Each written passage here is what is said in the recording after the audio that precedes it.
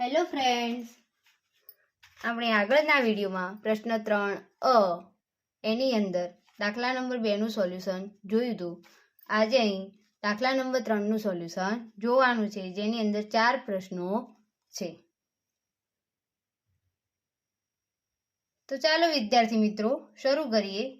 દાખલા નંબર 3ની અંદર એક માળી 21 મીટર વ્યાસવાળા બાગની ફરતેથી બંધ કરવા માંગે છે. જો તે દોરડાને બાગ ફરતે 2 વાર ફેરવવા માંગતો હોય તો દોરડાની લંબાઈ શોધો.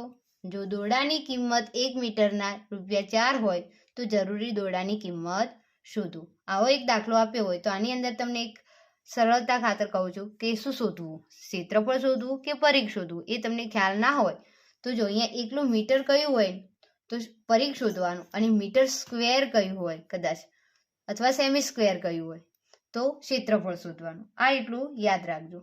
તો અહીંયા આ બગીચો છે, બાગ, એની અંદર 21 મીટર વાળો બગીચો છે. એની ફરતે કેટલી વખત દોરડું બાંધવાનું છે?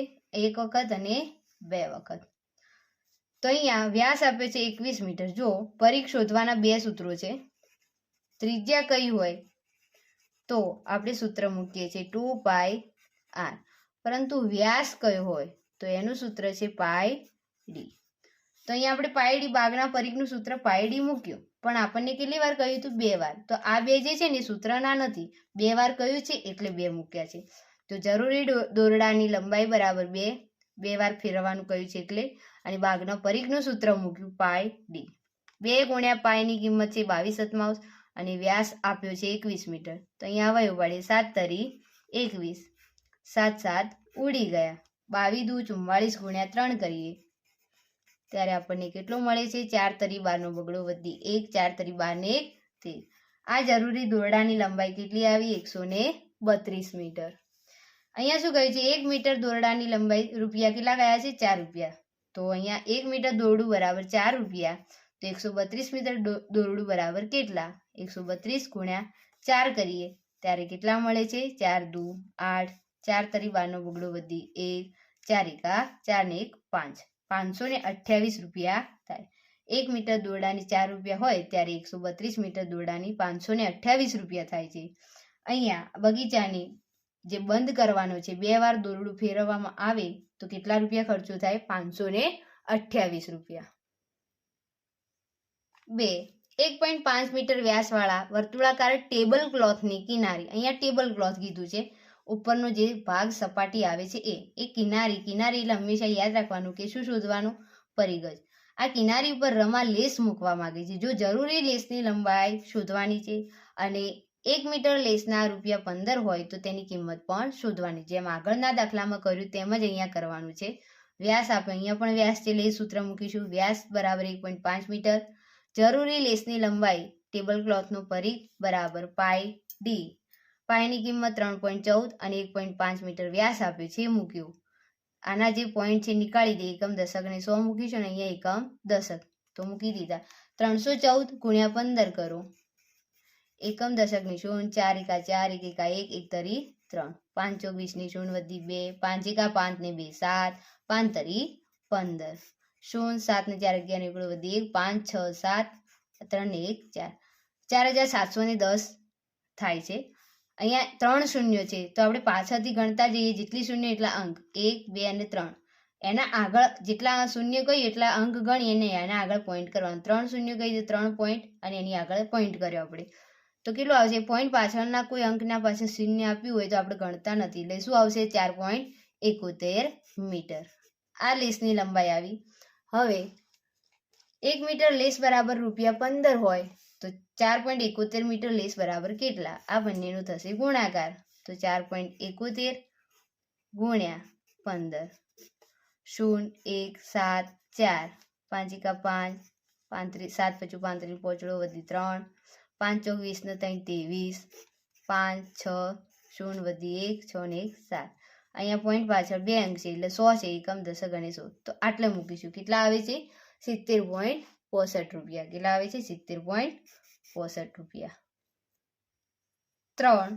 10 સેમી ત્રિજ્યાવાળા વર્તુળાકાર કાગળમાંથી 4 સેમી ત્રિજ્યાનો વર્તુળાકાર કાગળ કાપી લેતા કેટલા ક્ષેત્રફળનો કાગળ બાકી રહે? અહીંયા એક 10 સેમી ત્રિજ્યાવાળું શું છે? વર્તુળ છે. બરાબર. એ કાગળની અંદરથી એક નાનું 4 સેમી ત્રિજ્યાવાળું, આ 4 સેમી અને આખું જેટલું હતું 10 સેમી. બરાબર. એ કાપી લેતા જે આ બાકીનો ભાગ વધે છે એનું શું શોધવાનું છે? ક્ષેત્રફળ કેટલો રહે? ક્ષેત્રફળ કયું છે એટલે આપણે ક્ષેત્રફળ શોધવાનું છે. તો અહીંયા બે વર્તુળ છે તો આપણે લખીએ મોટા વર્તુળની ત્રિજ્યા એટલે R1 લેશું અને નાના વર્તુળની ત્રિજ્યા એટલે R2 લેશું. એક 10 સેન્ટીમીટર છે ને એક 4 સેન્ટીમીટર. તો બાકી રહેલા કાગળનો આ ભાગ કપાઈ જાય તો આ જે ગોળ આટલો પટ્ટો વધ્યો, આ જે લીટીવાળો કરેલો છે એ ભાગ, એનું ક્ષેત્રફળ શોધવાનું છે. તો મોટામાંથી આ નાનો જે ભાગ કાપી લો એટલે બાકાત કરું. બાકાત એટલે બાદ બાકી જાય. મોટામાંથી નાનું બાદ કરીએ તો આપણને બાકી રહેલું જે ક્ષેત્રફળ છે એ મળી જાય. તો લખી બાકી રહેલ કાગળનું ક્ષેત્રફળ બરાબર મોટા વર્તુળનું ક્ષેત્રફળ ઓછા નાના વર્તુળનું. સૂત્ર મૂકીએ વર્તુળના ક્ષેત્રફળનું πr1². બે ક્ષેત્રફળ છે એટલે આપણે ત્રિજ્યાના નામ આપે છે R1 ને R2. તો લખી દીધું. બંનેમાંથી કોમન શું નીકળશે? પાઈ. કેમ કે બંનેની કિંમત સેમ છે એટલે કોમન કાઢ્યા. કૌંસમાં રહ્યા R1² ઓછા R2².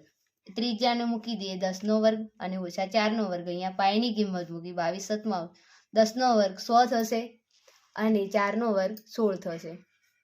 16માંથી 100 કાઢીએ, 100માંથી 16 કાઢીએ એટલે કેટલા વધે છે? અહીંયા 10² પહેલો છે એટલે 100માંથી 16 કાઢીએ તો કેટલા વધે? 84. આ 84 ના અવયવ પાડીએ 12 × 84 તો શું થશે? 7 7 ઉડી ગયા. 22 × 12 કરીએ 0 2 2 4 4 એટલે કેટલો થાય છે? 264 સેમી સ્ક્વેર. આ બાકી રહેલા કાગળનું ક્ષેત્રફળ છે. 4 2.8 મીટર ત્રિજ્યાના વર્તુળાકાર ટેબલની ઉપર સપાટીને પોલિશ કરાવી છે. જે ઉપરની સપાટી હોય ટેબલને એને પોલિશ કરવાનું છે. પોલિશ એટલે કે રંગ જેવું જ આવે છે. તો 1 મીટર સ્ક્વેર પોલિશ કરવાનો ખર્ચ ₹20 હોય તો કેટલો ખર્ચ થાય? અહીંયા મીટર સ્ક્વેર કહ્યું છે તમને દેખાય છે. જો મેં પહેલા આગળ જ કહ્યું હતું કે મીટર સ્ક્વેર હોય તો હંમેશા શું શોધવું? ક્ષેત્રફળ. તો અહીંયા ત્રિજ્યા આપણને આપી છે 2.8 મીટર. તો વર્તુળના ક્ષેત્રફળનું સૂત્ર લખીએ πr². પાઈની કિંમત આપી નથી તો 22/7. ત્રિજ્યા આપી છે 2.8. કેટલી વખત લખીશું? 2 વખત. એનો પોઈન્ટ નીકાળીએ તો 28/10. 28/10. અવયવ પાડી દઈએ 7 ચોક 28. 7 7 જતા રહ્યા. 22 × 28 × 4 કરીએ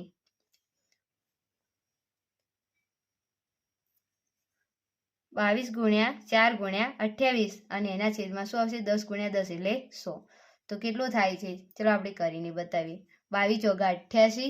88 × 28 કરીએ 0 16 નો સગડો વધી 1 8 દુ 16 ને 17 88 64 નો 4 વધી 6 64 ને 6 70 4 6 14 નો ચોગડો વધી 1 અને 2 24 64 એટલે કે 2464 થાય છે. છેદમાં 100 છે એટલે 2 શૂન્ય છે તો 1 ને 2 એના આગળ પોઈન્ટ મૂકીશું. જેટલી શૂન્ય એટલા અંક ગણ્યા અને આગળ પોઈન્ટ મૂકવાનો. તો કેટલો થાય છે? 24.64 મીટર સ્ક્વેર શું આવે છે? ક્ષેત્રફળ. તો અહીંયા શું કહે છે? 1 મીટર પોલિશ કરવાનો ખર્ચ ₹20 હોય તો 24.64 મીટર પોલિશ કરવાનો ખર્ચ કેટલો? 24.64 × 20 કરો તો એને ઉડાડીને જોઈએ આપણે. 24 64 નો પોઈન્ટ નીકાળી દઈએ 100 × 20 0 0 ઉડી ગઈ. અને આપણે એને 2 વડે ગુણી દઈએ કે 4 દુ 8 6 દુ 12 નો બગડો વધી 1 4 દુ 8 ને 1 9 2 દુ 4 1 10 વધ્યા છે એટલે 1 શૂન્ય છે તો એક અંકના આગળ પોઈન્ટ મૂકી. કેટલું થાય છે? 492.8 રૂપિયા થાય. 1 મીટર પોલિશ કરવાનો ખર્ચ ₹20 થાય છે. તો આ જે ટેબલ ક્લોથ છે બરોબર એનો જે સપાટી છે એને રંગવાનો ખર્ચ કેટલો થાય છે? 492.8 રૂપિયા. તો વિદ્યાર્થી મિત્રો અહીંયા આપણે પ્રશ્ન 3 ની અંદર દાખલા નંબર 3 નું સોલ્યુશન જોઈ લીધું. હવે નેક્સ્ટ વિડીયોની અંદર આપણે પ્રશ્ન 3 સાથે મળીશું.